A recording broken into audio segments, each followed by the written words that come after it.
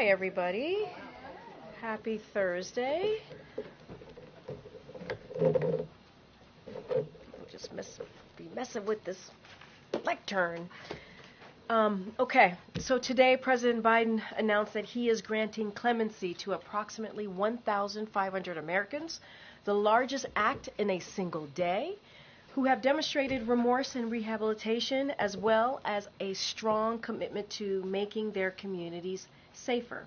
The president is commuting the sentences of 1,500 individuals who were placed on home confinement during the COVID-19 pandemic and who have successfully reintegrated into their families and communities. He's also pardoning 39 individuals who were convicted of 9 non-violent crimes. The Americans receiving relief today include a decorated military veteran, a nurse who has led response for a number of natural disasters, and an addiction counselor who volunteers his time to help young people. That's just to name a few. Today's actions build on the president's record of criminal justice reform to help reunite families, strengthen communities, and reintegrate individuals back into society. The president has issued more sentence commutations at this point in his presidency than any of his recent predecessors at the same point in their first terms. He's also the first president ever to issue categorical pardons to individuals convicted of simple use and possession of marijuana, and to former LGBTQI plus service members convicted because of their sexual orientation. As the president has said before, America was founded on the premise of second chances. For far too long, our criminal justice system has closed doors of opportunity for too many people who should have the chance to once again participate in daily life and contribute to their communities. And as the president said in his statement, he will take more steps in the weeks ahead. He and his team will continue reviewing clemency petitions to advance equal justice under the law, promote public safety, support rehab and reentry, and provide meaningful second chances. And with that, I have my colleague here from the National Security Council, Admiral Kirby, to talk about foreign policy news of the day.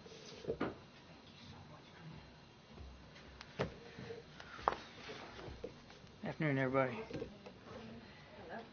Sorry? We're just saying hello, sir. All right. Look, as you all know, National Security Advisor Jake Sullivan is in Israel today. He just wrapped up a full day of meetings, including one with Prime Minister Netanyahu. Jake's meeting with the Prime Minister focused on the progress we've made in the region. That means ensuring the Lebanon ceasefire continues to hold, that we continue to engage with all Syrian groups to establish a transition toward an independent and sovereign Syria, and most importantly, that we continue to make progress toward closing a hostage release and ceasefire deal in Gaza so that the hostages, including Americans, can be reunited with their families, so that civilians in Gaza can receive humanitarian assistance that they desperately still need, and so that this war can come to an end. Jake will now travel to Doha and to Cairo to continue these efforts. His travel, of course, coincides with that of Secretary Blinken, who is traveling to Jordan and Turkey, making clear our commitment to a Syrian-led transition process so that the Syrian people and their aspirations can be realized. The president is being regularly briefed on all these meetings and remains in close touch with his national security team as the situation in Syria continues to develop, and it does continue to develop.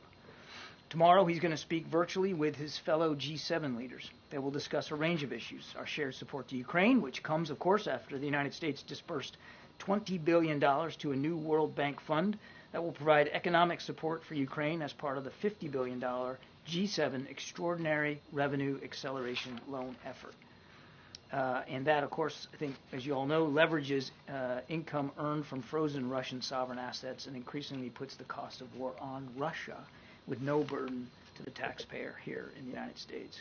We're going to continue to explore ways to make maximum use of those assets, by the way. And I'd note that also today the President approved a new security assistance package for Ukraine that will provide them with additional air defense, artillery, drones, and armored vehicles. It's the 72nd such drawdown package announced by the United States, and as the President made clear, we're going to continue to provide additional packages right up to the end of this administration. I think G7 leaders can also be expected to discuss ongoing developments in the Middle East, of course, how we're helping Israel defend itself against active threats, and how we're all working towards that Syrian-led process we talked about.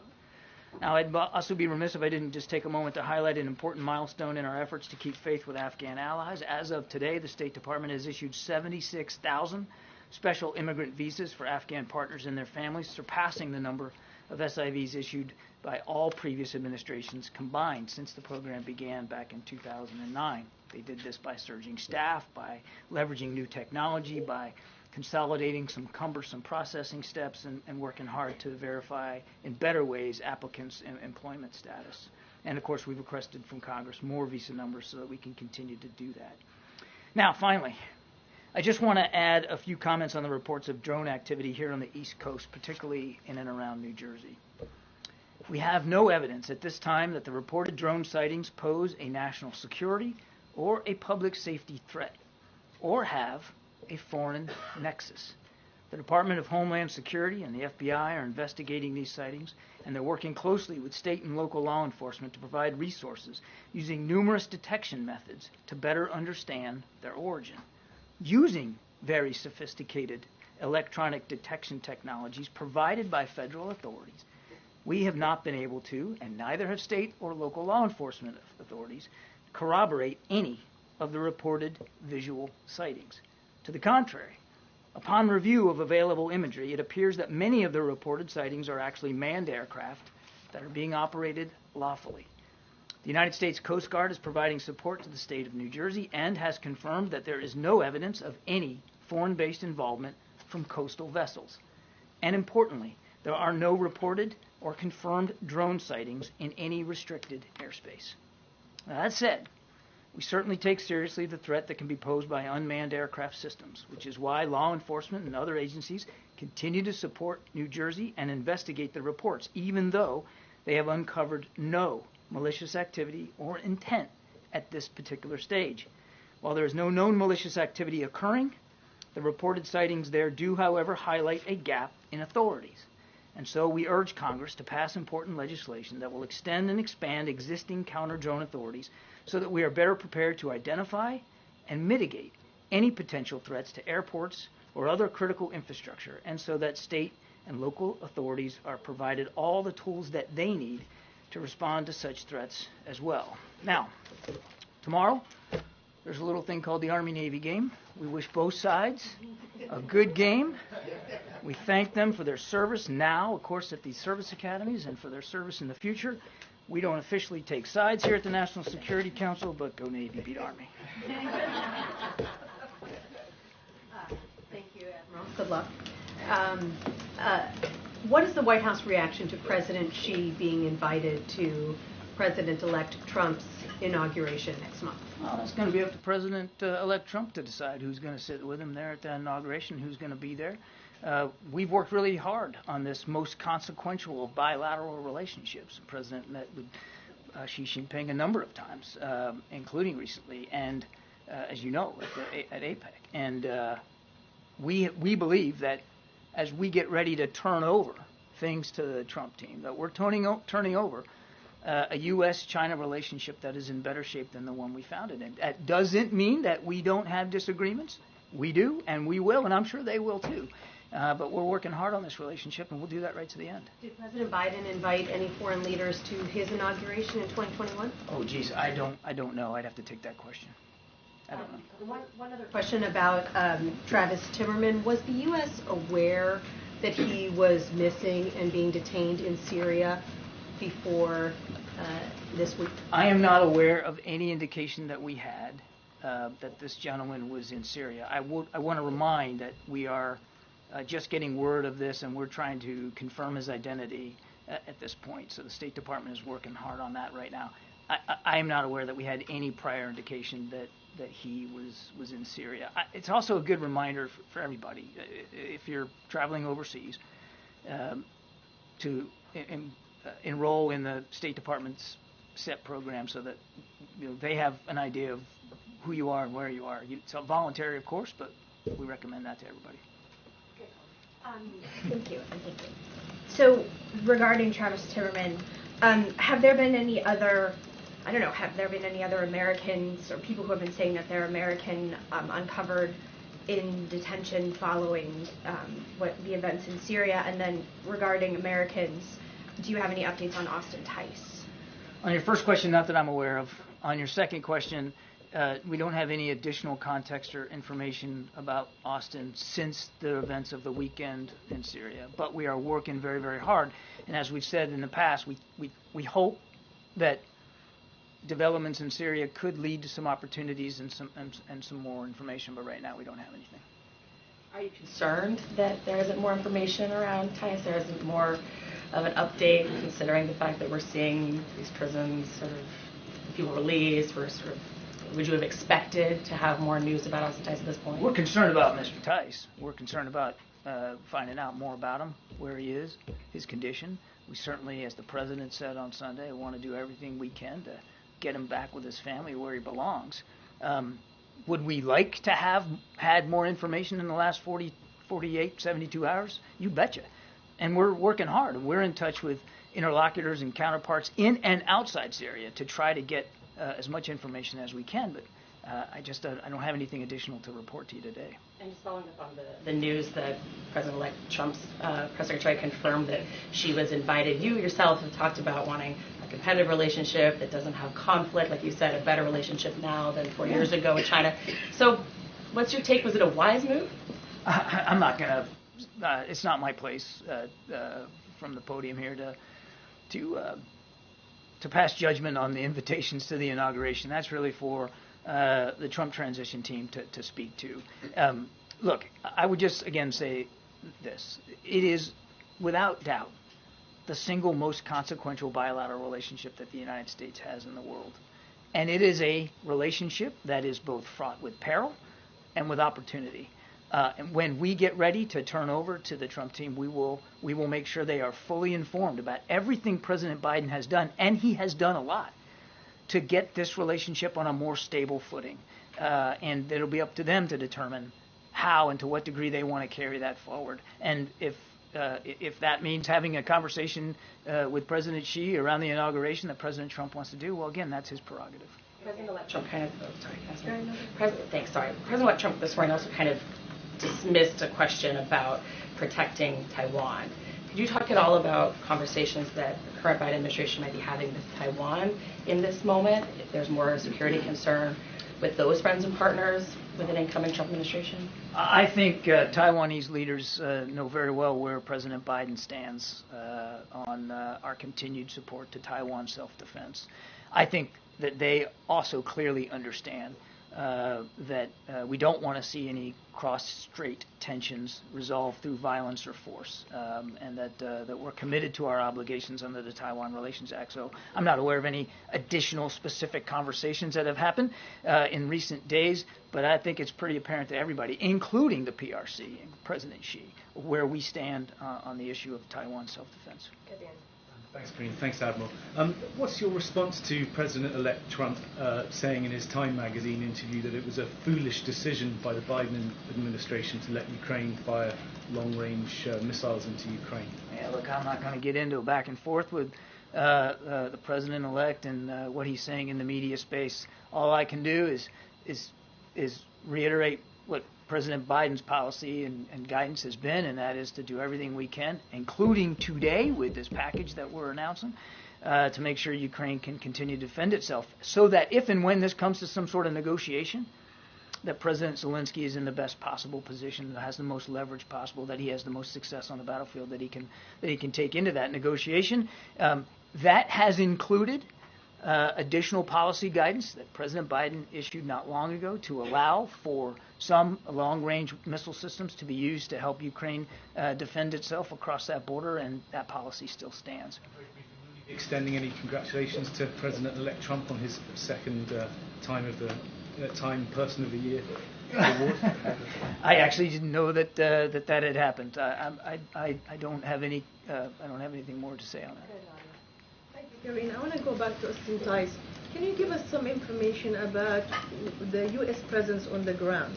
Who's there to secure his release? Because it seems to be like the battle between journalists were trying to reach to any American prisoners there. And this is what happened this morning. Let's not get ahead of where we are right now. Two things. One, U.S. military presence in Syria is predominantly in the east, and it's designed solely to help us with the counter-ISIS missions. And we're working with the Syrian Democratic Forces to that end. That's why they're there, and that's the only reason that they're there. We don't have enough information right now about Mr. Tice and his whereabouts and his condition to develop any kind of policy options in terms of getting him home. So let's just not get ahead of where we are right now. Right now, we're really trying, and we hope that developments in Syria will give us the opportunity to glean more information. Sorry, I just want to follow on this.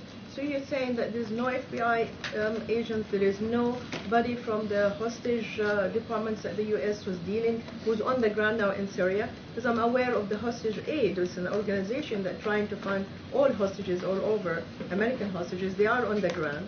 And there are journalists, including my station, who are actually the first station to reach Mr. Trevor this morning. The work that we're doing, the presence that we have in Syria is largely around counterterrorism missions. Again, I don't have policy options to speak to right now about finding and retrieving Mr. Tice. We just don't have enough information at this point. Okay, one more on Gaza, please. You have called on the Israelis many times from this podium to make sure they avoid civilian casualties and aid workers who have been working in Gaza. In the last week, every single day, there's at least 50 civilians have been killed, including entire families, and 34 aid workers. So has your message gone on deaf ears, or are you following up with what's happening there? How is civilians are being killed every single day, and we don't hear much about it? We talk to the Israelis almost every day about their operations and about how we want to see them be more careful and minimize civilian casualties. And my goodness, Jake Sullivan, our national security advisor, is in Israel today. And this very much was a part of the discussions he had with the Israeli national security team as well as the prime minister. He brought it up today. Secretary Blinken is in the region. I have no doubt that he'll be bringing it up as well. Yeah, Patsy. John, two questions. One on Afghanistan. If you have any thoughts on the death of the Taliban minister Khalil Fahman Haqqani in a suicide bombing claimed by a regional Islamic State affiliate? I think, look, we're just getting information about this. I think it's a little too soon for me to make a comment. The only thing I would say is that we recognize, and we said so at the time, that there was still an ISIS threat inside Afghanistan, and clearly they have set their sights on the Taliban, but I don't really have anything more to say on that. Is there anything in terms of U.S. over-horizon capability?